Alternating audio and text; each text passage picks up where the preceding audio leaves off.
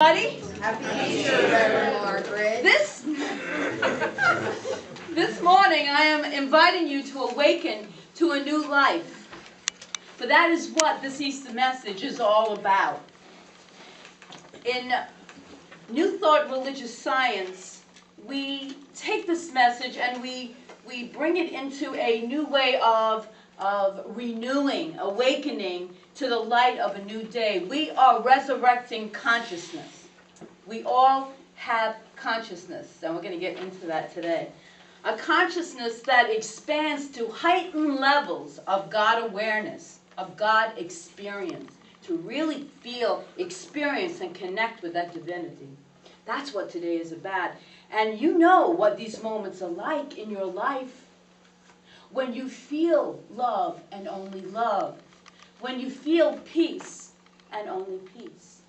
That's when you know you're in alignment with that source of all good. And yes, that is why we are here this morning. This sacred, holy Easter morning. To be reminded that the possibility of coming alive with the glory of a new day is present in every moment. In every moment. We have that possibility of creating a new day. And while coming alive to a new day is only 1/3 of the Easter story that we're going to talk about this morning. And if we tell only the story of the day, we miss the other 2/3 of the Easter story. So we're going to go into all three of them. The first one is the depths of darkness. That's the first part of the Easter story. And the next is the dawn of hope.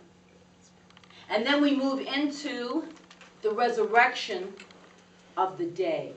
So we're going to go into all three of those. We're going to explore each aspect of this Easter story and to see that it is really our story. It is our story. And if we take it to completion, if we go through all three of these levels and not get stuck in one of them, then that empowers us to come alive into the daylight of a resurrected consciousness. Again and again and again, because each day we have that opportunity to create yet again. The scripture tells us that on this day Jesus was crucified and darkness fell all over the land from the 6th hour to the 9th hour. And on the 9th hour, he died. It is reported in Matthew chapter 27 that when Jesus died, the curtains of the door of the temple were torn from the top to the bottom, and that a great earthquake occurred, causing some of the tombs to open and release the spirits of those who were inside. This moment of crucifixion was a very dark, very scary moment, very frightening to the people around. For many, it seemed like all hope had been lost. For that which they had believed in, it appeared to have been destroyed. From the human point of view, from the viewpoint of this material world, the world of humanity, a death had occurred, horribly and tragically. And it surely was a devastating moment. In metaphysics, in New Thought, we look at everything in the Bible as allegorical for our lives. And sometimes we cannot see through the darkness of a moment. And that's going to occur for all of us, a time when there is a darkness. And this we can move through. For who hasn't faced a devastating, scary, sad, maybe horrific experience in their lives? When someone or something that they love died? When a pain that could have been really excruciating took place, psychically and also physically in our lives? Some of you might be going through a crucifixion today. A dark night of the soul. A dark night of the soul. We all go in and out of these different darknesses. Okay? But there's a reason for that. These experiences come with the human territory. They come with the human territory. In the 19th century, a German philosopher, Goethe, wrote, "To be a traveler on this earth, you must know how to die and to come to life again." We die every day, but we come back to life again. Walter Starkey wrote in One Mind, "It's all God." The breaking up of old forms is Easter's prelude to a new level of life on earth. Death and resurrection don't come once in a lifetime. Every time there is a divorce, a partner dies, one loses a job, or every time there is any shift in consciousness whatsoever, the old identity dies and a new one is born.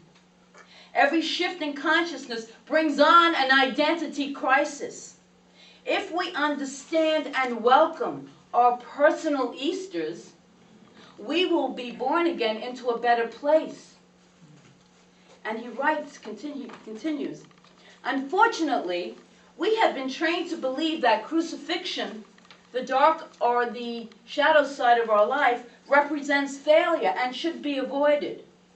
Instead, when we see it as a flip side of resurrection, as no more than a stage in the creative divine process, we will come out triumphant." We will come out triumphant. It's okay. It's all right. If there's a darkness in your life, it's okay. When we look at the history of humankind, and perhaps our own personal history, we can see that these crises, breakdowns, deaths of one sort or another always precede a resurrection or an evolutionary leap. Humankind is in the crisis mode right now, where systems are breaking down. They can no longer hold this evolution that is coming forth, for there is a conscious evolution that is coming forth. And so these old ways of thinking and being are seemingly look like they are breaking down, falling apart. They have to. They have to. We die to the old paradigm, the old way of thinking. And we are in that evolutionary leap time. We're on the cutting edge of new thought, of consciousness. Just can't you feel the shift that is taking place? I can feel it. It's taking place everywhere. There is a shift, but it's taking place. Some of us cannot understand it, and it doesn't look right, or it's frightening. Others, it's filled with joy and excitement, but something is happening in our energetic field. That is all part of the oneness of God. There must be a crucifixion before there can be a resurrection. In fact, crucifixion opens the way for a true resurrection, for us to really rise up. From a standpoint of our consciousness, until we let go of these worn-out thinkings, we do not have the room or the strength to contain the fullness of the Christ expression, our divine selves. We have to make energetic room, so we have to let go of things sometimes. Let go of our way of doing things, the old thought process, and just be open to a new way of thinking, because I will tell you that when you are open to that, the goodness of God will fill that space. It's a natural evolution, and that is what we are now in the middle of, a natural evolution, a resurrection, if you will. And sometimes we're going through these dark nights of the soul, and it's painful. And we wonder, when is this ever going to end? Is there a bottom? How many people have asked themselves that question? Of course, I'm sure some of you have been through a few dark times in your life, and you wonder, is this going to end? Is there a bottom? You know, and I know in the program, it's like you got to hit bottom. Well, sometimes I remember thinking when a family member was going through that kind of crisis, I think it might be an abyss here. Maybe there isn't a bottom, you know, because you're in the middle of uncomfortableness, of pain, of darkness. And so That's where your faith comes in. That's where that trust in that there is a higher power for your good, present all of the time. And there is an old Hasidic saying, when we take one step toward God, God comes running to us. Always, it's taking that step towards a higher thought, a higher way of being, connecting with that divinity. That is the resurrection. So moving from the darkness of the crucifixion to the dawn of hope, which is the second part. Thank goodness we can get out of that darkness.